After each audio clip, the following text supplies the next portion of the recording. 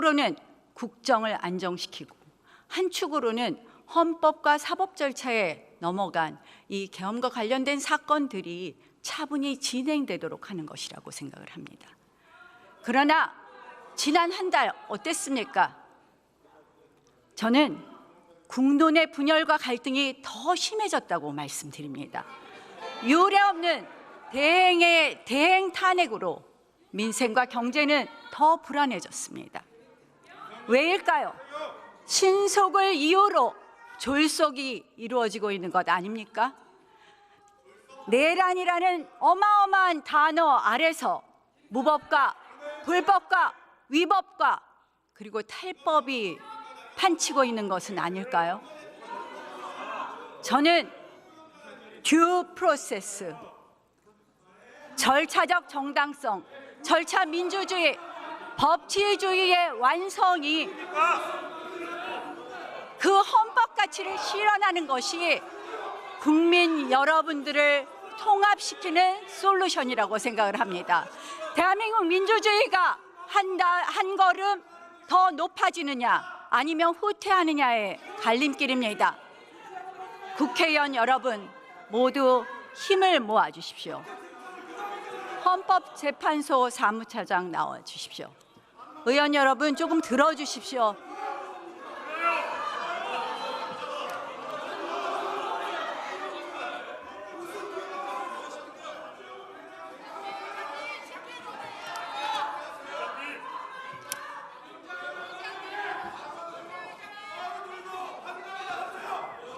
빠루는 민주당이 가져온 겁니다. 빠루는 민주당이 가져온 거예요. 저 질문하시니까 질문을 듣고 질문 답변을 잘 들읍시다.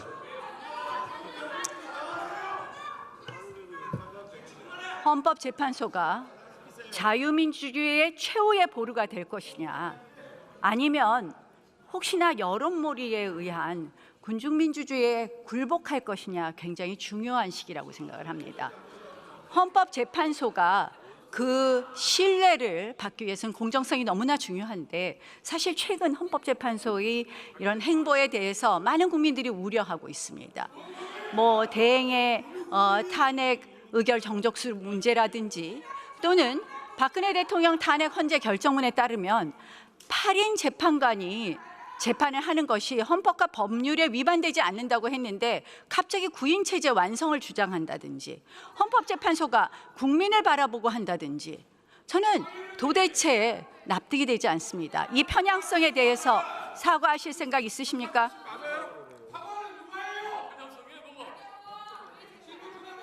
헌법재판소에서는 그 헌법에 따라서 공정하게 모든 사건의 심리에 임하고 있다고 말씀을 드리겠습니다. 국민들의 우려를 불식시켜 주실 것을 말씀드리면서 지난번 탄핵 소추 사위에서 민주당의 소추위원들이 내란죄를 빼버렸습니다. 그날 재판부에 있어서의 발언 내용을 보면 이렇게 이야기하고 있습니다. 재판장의 권유에 따라 재판장의 의사에 따라 재판장께서 저희에게 권유하신 바라고 생각합니다. 이렇게 써 있습니다. 이렇게 녹취되어 있습니다. 맞습니까? 청구인 대리인이 이렇게 말씀하신 바는 있습니다. 그러면 이게 사실이 아니라는 겁니까? 청구인 대리인이 재판부에서 권유하지도 않았는데 내란죄를 뺐습니까? 재판부에서 권유한 사실 있습니까? 없습니까? 변론 준비 절차는 모든 국민들이 보는 상태에서 공개적으로 이루어진 재판으로서 전혀 지금 일체 의혹도 없고 명확하게 지금 공정하게 절차가 진행되고 있는 것을 말씀을 드립니다. 권유 부분을 물어봤고 이게 사실이 아니라면 다음 심리기일에서 신문 조서에 반드시 정리해 주시기 바랍니다. 내란죄를 빼겠다. 이것이 정말 소추의 동일성이 유지되느냐. 예전에 헌법재판소 결정을 보면은 소추의 동일성이 동일성이 유지되지 않으면 소추 변경이 허용되지 않습니다. 이게 동일성이 유지된다고 볼 수 있겠습니까? 이 한번 소추 사유 보십시오. 내란죄를 범하였다고 시작됩니다. 모든 것이 내란죄가 80%에 해당합니다. 저희가 그래서 얘기합니다. 결국 탄핵의 과정에 있어서 이것이 바로 사기 탄핵 아니냐, 소추 사기 아니냐 이런 이야기를 하고 있습니다. 자, 한번 물어봅시다. 이제 와서 민주당이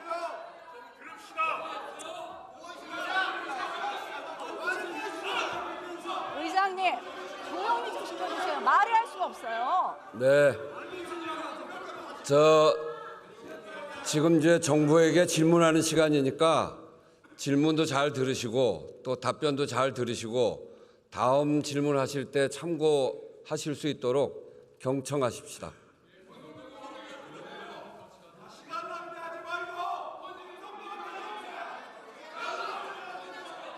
전 조용히 할 때까지 질의를 못 하겠습니다. 의장님, 조용히 좀 시켜주세요. 질문하세요. 질문하세요. 아니, 들리지 않아요. 질문하시라고. 자, 조용히 하시고 양쪽 다 조용히 하십시오. 네, 조용히 하세요. 민주당에서는 내란 행위는 남겨놓았다. 내란죄를 뺀 것이 아니다. 이런 이야기를 하는데 내란 행위만 있는 것과 내란죄를 남겨둔 것은 내란죄가 있는 것은 심리 절차에 있어서 어떤 차이가 있습니까? 지금 말씀하신 주장을 토대로 해서 그 변론 준비 절차에서 피청구인 측에서도 그런 주장을 한 걸로 알고 있고요. 그리고 그 부분에 대해서 재판부에서 심리 중에 있다고 말씀을 드리겠습니다. 심리 절차에서 어떤 차이가 있습니까? 그 부분은 재판부에서 판단할 문제이고 제가 여기서 말씀드리기는 어려운 부분입니다. 한마디로 반대 신문의 보장이 부적절하게 이루어지고 또한 증인 채택이 안 되는 등 훨씬 더 한마디로 신속을 가장한 졸속 심리가 가능한 것 아닙니까? 결국 저희는 헌법재판소가 졸속 심판을 위해서, 졸속 심리를 위해서 이재명 대표의 선거법 위반 사건과 관련해서 속도를 맞추기 위해서 이렇게 해서 탄핵 소추 심리를 졸속으로 하려고 재판부와 짬짬이 한 것 아닌가 이렇게 의심하고 있습니다. 이 부분에 대해서 의심하지 않도록 제대로 심리해 줄 것을 부탁드립니다.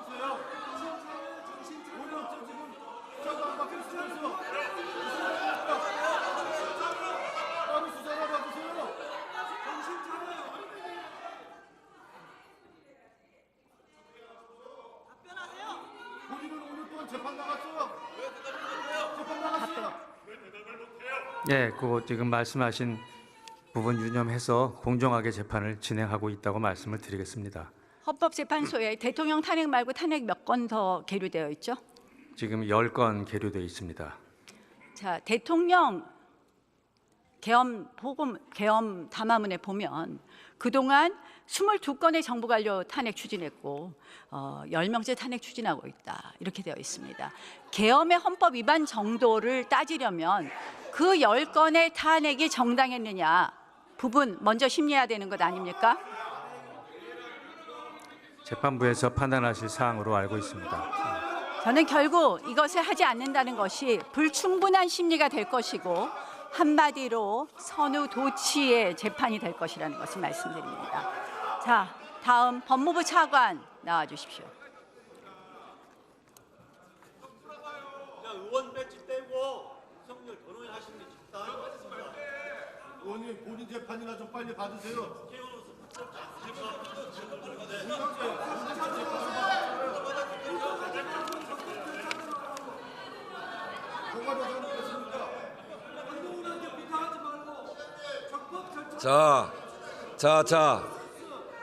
저 의원님들 이렇게 질문자가 있는데 질문하는 의원들이 계시는데 자꾸 옆에서 얘기하면 시간만 갑니다. 우리 나경원 의원께서 질문을 안 하잖아요. 시간만 자꾸 끌면 뭐 하겠습니까? 그러니까 다음 또 반론 피실 분들도 계시니까 질문하는 거 답변하는 거 잘 들으시는 게 오히려 좋습니다. 네.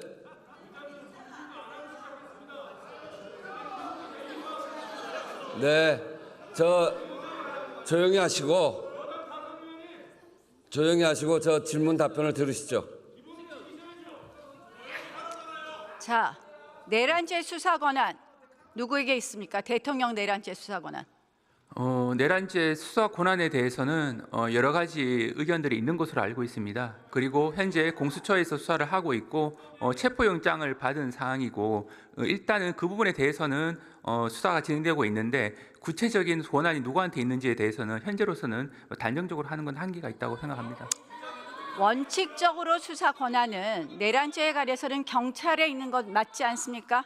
경찰이 있다는 부분에 대해서는 아무런 이론의 여지는 없습니다. 다만 이 검찰과 공수처에 있는지 여부에 관련돼서는 기본적으로 관련성이라고 하는 요건을 충족해야 되기 때문에 그 부분에 대해서는 여러 가지 검토가 필요할 수 있는데 자, 현재 관련성이라는 것을 검토하려면 본 사건에 대한 수사 권한이 있어야 됩니다. 대통령에 대해서는 내란죄 외에는 소추할 수 없습니다. 결국 직권남용을 이유로 내란죄까지 수사 권한이 있다는 것은 공수처의 억지라고 봅니다.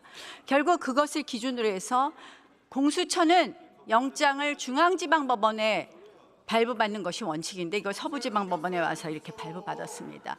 이렇게 공수처가 한마디로 불법적인 수사 권한을 갖고 불법적인 영장을 발부받으니 이렇게 여러 가지 국론 분열이 있습니다.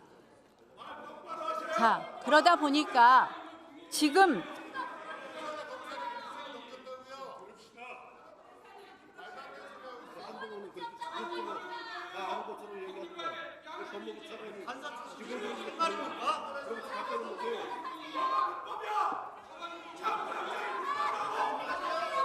들어줄 수가 없지 않습니까?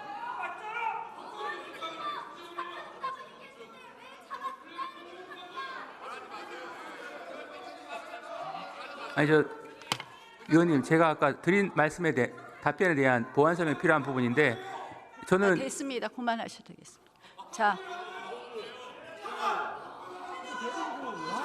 예? 저는 체포영장이 불법이라고 말한 사실이 없습니다. 들어갔어요. 이게 뭐 들어갔어요.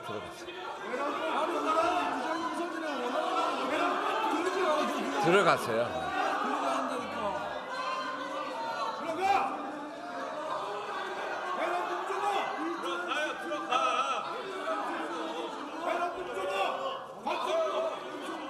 자, 저 조용히 하시고 질문 답변 들읍시다. 요새 민주당 의원님들의 발언을 보면 조급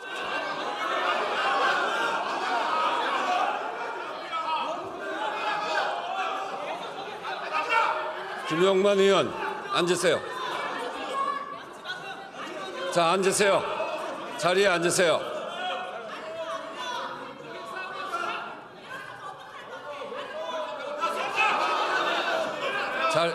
자리에 앉으세요. 자, 자리에 앉으세요.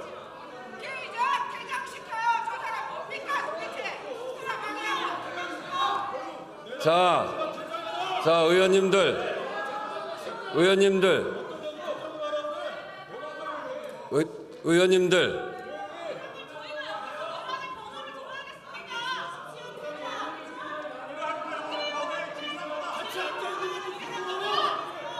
자, 조용히 하시고 계속해 주세요. 최근에 야당 의원님들의 발언을 보면 도가 넘는다는 생각을 합니다. 정청래 위원장께서는 대통령은 사형받을 것이라고 했습니다. 이거 법사위원장으로서 적절한 발언이라고 생각합니까? 그 발언의 적절성에 대해서는 제가 말씀드릴 위치에 있지 않다고 생각합니다. 자, 총 맞을 각오를 하고 영장을 집행해라. 드론, 물대포 이런 거 이용해서 영장을 집행해라. 이런 발언들을 합니다. 이거는 국가 기관 간에 물리력 충돌이 일어나게 하는 거 아닙니까? 한마디로 폭동 상태를 만드는 것 아닙니까? 수사를 철저히 하라는 요청으로 이해를 하고 있고 그 부분에 대한 발언의 적절성은 저희가 평가할 위치에 있지 않습니다. 그것뿐만 아닙니다. 이것은 결국 공수처와 기타 경찰의 여러 가지 수사 권한 또는 체포 영장에 관한 경호처의 권한에 관한 국헌을 문란하게 하는 그런 발언들입니다. 저는 이러한 발언들이 오히려 사회를 혼란스럽게 하고 한마디로 이러한 것도 내란을 선동하는 그런 발언이라고 생각을 합니다. 이런 발언들에 대해서 저는 우리 국회가 좀 더 수준 높은 국회가 되려면 이런 발언들 지양해야 된다고 생각을 하는데요. 자, 이상식 의원님 페이스북을 보셨습니까? 네, 언론 통해서 본 적이 있습니다. 이장님 언제까지 이런 내란 이상식 의원님 페이스북 글에 보면은 경찰 국수본의 영장 발부 시기 또 삭제되었지만 영장 집행 시기에 대해서 기재되어 있었습니다. 경찰 공무원 누구랑 이 내통했는지 밝혀야 되지 않겠습니까? 위원님께서 말씀하신 부분은 아직 구체적인 사실관계를 제가 아는 바가 없어서 답변드리기는 적절치 않습니다만 기본적으로 국가경찰과 자치경찰의 조직 운영에 관한 법률에 보면 5조에 보면 이 경찰은 이제 공정과 중립을 지켜야 한다고 돼 있고 14조 6항에 보게 되면 경찰청장은 국가소수 본부에 대해서는 원칙적으로 구체적 사건에는 지휘를 할 수가 없고 6항에 보게 되면 지휘를 하게 될 경우 7항에 보게 되면 지휘를 할 경우에는 경찰위원회에 보고하도록 되어 있습니다. 그만큼 경찰이 하고 있는 수사라고 하는 것은 준사법적 영역이라서 외부의 영향력이 최소화돼야 된다고 하는 것이 법의 정신입니다. 일단 제가 원론적인 얘기만 말씀드릴 수 있고 그 외에는 구체적인 사실관계를 아는 바가 없기 때문에 말씀드리기. 자, 저 페이스북에 써 있으니까 수사하십시오. 경찰 공무원이 직무상 비밀을 누설했는지 우리가 고발했습니다. 수사하시겠습니까? 한번 내용을 한번 살펴봐야지 알 것 같습니다. 즉시 수사해 주실 것을 촉구합니다. 자, 경찰청 차장 나오십시오.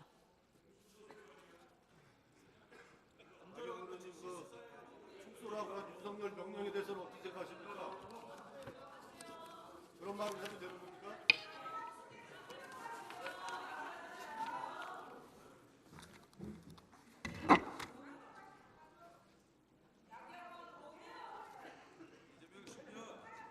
이상식 의원님 페이스북을 보셨습니까? 전 보지 못했습니다. 그럼 제가 아까 읽어드렸는데 들으셨습니까? 아니, 경찰청 차장이 이 중요한 거 페이스북을 아직도 못 보셨다는 거예요?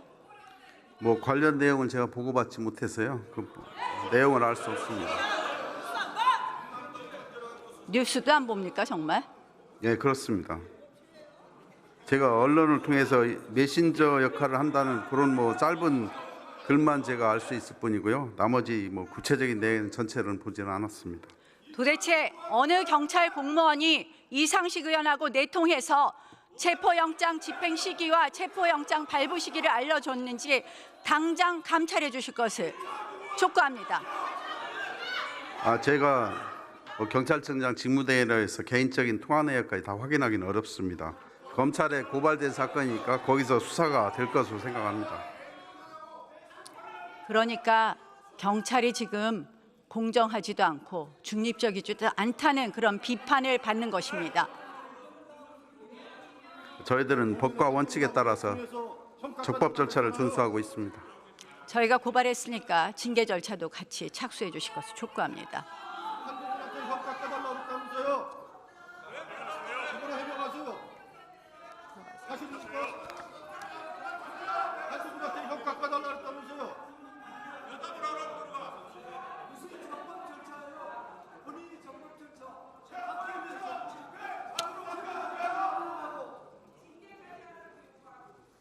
본인 구명을 나가고 무슨 적법 절차를 말할 자격이 있어요? 웃기지 마세요. 일주일 의원이 경찰 협박했어요. 오늘의 이 모습을, 국회의 모습을 국민들이 바라보고 계십니다. 의회 민주주의가 망가졌기